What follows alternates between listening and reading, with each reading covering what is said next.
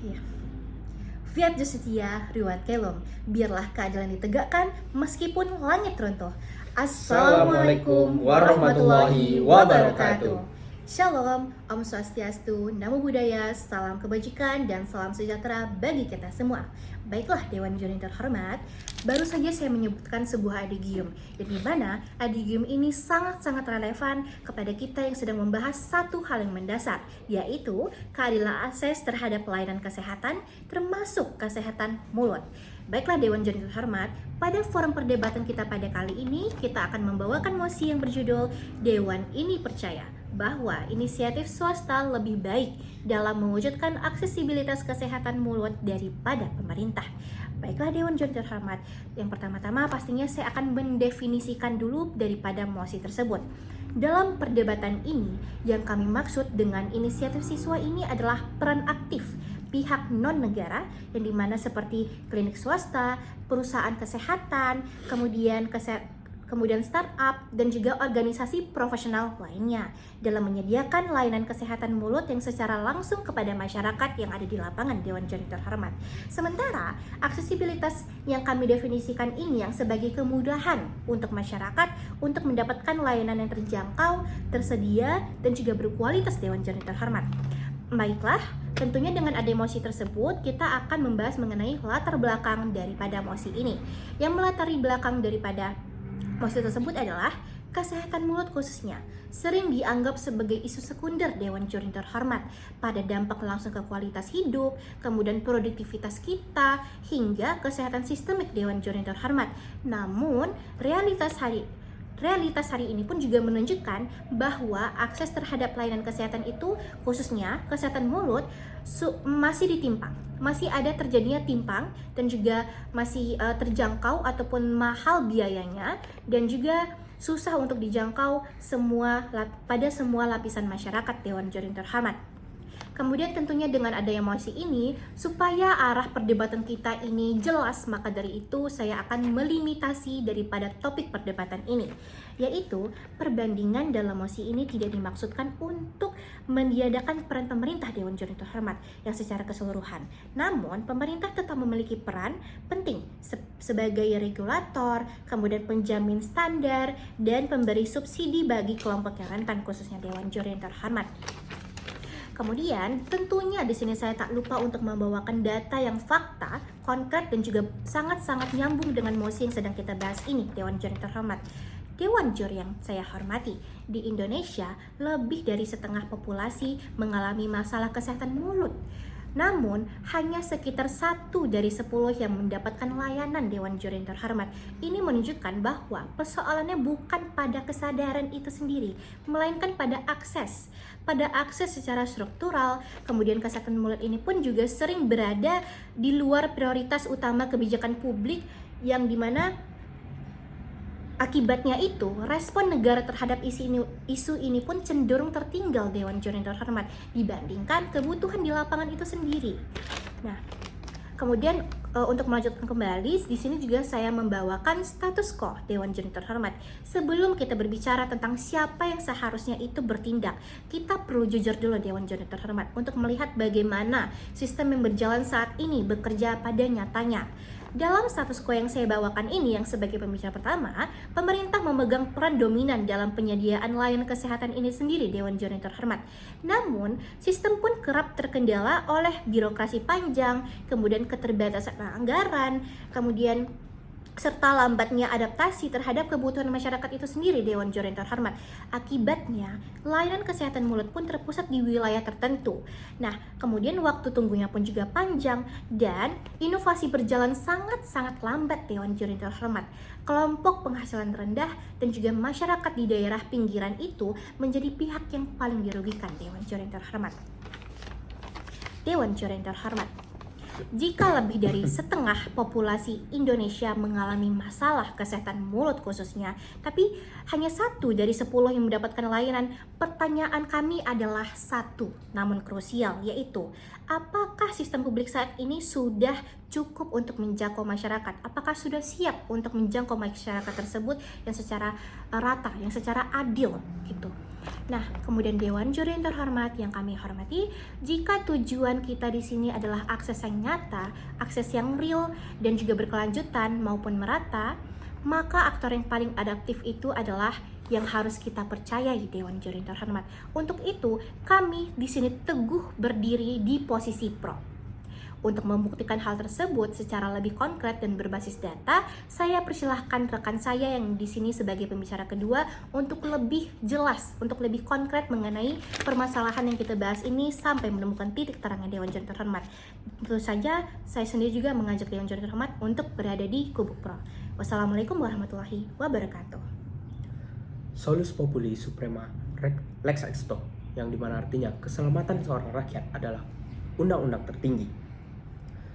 Dewan Juri yang terhormat, pada mosi kali ini saya teringat suatu data yang dimana WHO memiliki 3,5 orang di dunia ini mengalami penyakit gigi dan juga mulut. Jika kita memiliki banyaknya kasus terhadap gigi dan mulut, peningkatan dari kualitas akses layanan kesehatan kita di bidang gigi dan mulut juga harus diperkuat, harus digenjot supaya lebih bagus lagi. Tapi sayangnya, aksesibilitas kesehatan mulut di bidang pemerintah itu belum sebaik dari bidang swasta, karena kan pihak swasta sudah lebih dulu mengambil inisiatif untuk menjadi lebih baik.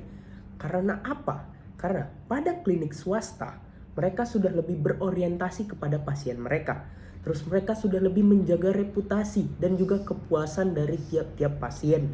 Selain itu, di klinik swasta mereka menyediakan pilihan banyak dokter dan juga metode perawatan yang tidak hanya berfokus pada satu metode perawatan. Sebaliknya dengan fasilitas pemerintah, mereka biasanya terlalu overload terhadap pasien. Waktu konsultasi yang mereka berikan itu sangat singkat sehingga menurunkan rasa kepuasan dari seorang pasien. Yang ketiga, kualitas layanan mereka itu yang biasanya tidak konsisten. Jadi bisa terkadang baik ataupun buruk. Ketika pengalaman yang didapat oleh suatu pasien itu buruk, masyarakat terutama kelompok yang rentan akan menghindari perawatan gigi terutamanya.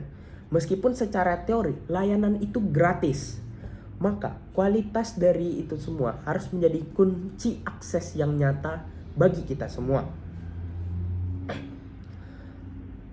Selain itu, saya teringat suatu sumber dari OECD Health a Glance. Fasilitas kesehatan publik itu cenderung memiliki waktu tunggu yang lebih panjang.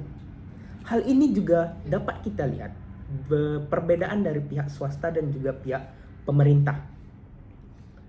Pihak swasta berhasil menjangkau celah kosong yang gagal dijangkau oleh pemerintah itu sendiri, sehingga swasta dan NGO memiliki fleksibilitas tinggi untuk membuka klinik di lokasi yang lebih strategis, menjalankan mobile klinik ke daerah terpencil. Jadi mereka tidak hanya terfokus pada pusat kota, mereka sudah menjangkau daerah-daerah terpencil sehingga semua orang mendapatkan pelayanan yang sama.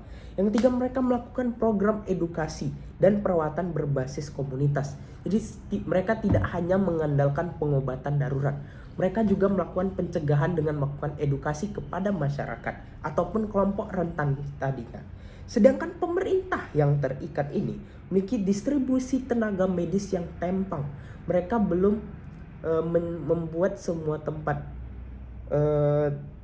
rumah sakit yang mereka punya itu tidak merata tenaga medisnya.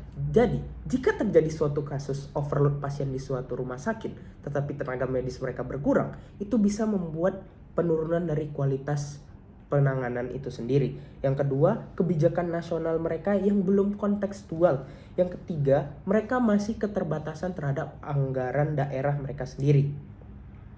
Inisiatif swasta inilah yang mengisi kekosongan struktural dengan cepat tanpa menunggu perubahan kebijakan nasional dari pemerintah itu sendiri. Swasta ini sendiri fokus pada pencegahan, bukan pengobatan darurat.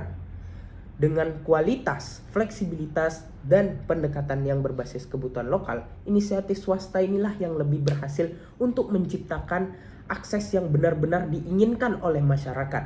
Dengan ini, saya, pembicara kedua, mengajak Dewan Juri untuk berada di standing position pihak tim pro Dan sekian dari saya. Selanjutnya solusi dan dampak akan dijelaskan oleh rekan saya. Assalamualaikum warahmatullahi wabarakatuh. Mens sana in corpore sana. Di dalam tubuh yang sehat terdapat jiwa yang kuat. Assalamualaikum warahmatullahi wabarakatuh. Shalom, Om Swastiastu, Namo Buddhaya, dan salam kebajikan. Baik, di sini sebelum kita masuk kepada pembahasan solusi, izinkanlah saya sebagai pembicara ketiga dari pihak tim pro yang memberikan solusi cerdas di balik pernyataan tersebut. Baik, sebelum saya memberikan bagaimana solusinya, izinkan saya memaparkan ulang apa yang telah disampaikan oleh pembicara satu dan pembicara kedua, yaitu di mana yang pertama kita akan melihat ketimpangan antara klinik swasta dan juga fasilitas pemerintahan, yaitu di poin pertama, di klinik swasta itu berorientasi kepada pasiennya. Yang kedua, menjaga reputasi dan kepuasan. Serta yang ketiga, menyediakan pilihan dokter dan metode perawatan. Sebaliknya, di fasilitas pemerintah sendiri, overload pasien. Lalu yang kedua, Dewan Juri yang terhormat, waktu konsultasi sangat singkat. Dan yang ketiga, kualitas pengalaman yang didapat itu buruk. Masyarakat, terutama kelompok rentan, akan menghindari perawatan gigi meskipun secara teori layanan itu gratis. Maka, kualitas menjadi kunci akses yang sangat nyata. Dan hal itu sangat perlu kita bergarisbawahi untuk mencari solusi. Nah, baiklah Dewan Juri yang terhormat serta pihak tim kontra yang kami banggakan. Oleh karena itu, maka saya akan menawarkan solusi melalui 3 tahap, yaitu yang pertama, solusi berbasis manusia dan juga peran komunitas negara, yaitu di mana pemerintah perlu berbenah. Lalu, bagaimana visi ke depannya, yaitu melalui pelayanan preventif. Dan arah visi tersebut yaitu tentunya melalui jangka panjang kesehatan seluruh masyarakat. Oleh sebab itu, Dewan Juri yang kami hormati, perlunya pemerintah melakukan pembenahan terhadap aksesibilitas kesehatan mulut, sehingga akan berdampak terhadap peningkatan kualitas rumah sakit pemerintah. Sehingga apabila hal tersebut telah dilaksanakan, maka akan menghasilkan dampak positif terhadap rumah sakit pemerintahan, yaitu yang pertama, penyakit gigi kronis berkurang, yang kedua, produktivitas masyarakat yang meningkat, yang ketiga, biaya kesehatan jangka panjang yang menurun. Sehingga Dewan Juri yang sangat kami hormati, oleh karena itu melalui mosi kali ini kami mengajak Dewan Juri sekalian untuk berada di pihak tim pro.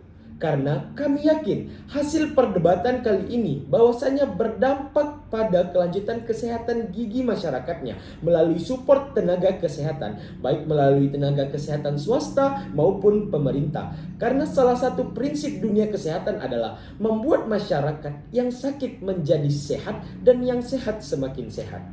Baiklah, terima kasih. Apabila ada salah dan janggal, kami mohon maaf. Kami akhiri dengan kata wabillahi taufik wal hidayah. Wassalamualaikum warahmatullahi wabarakatuh. Terima kasih.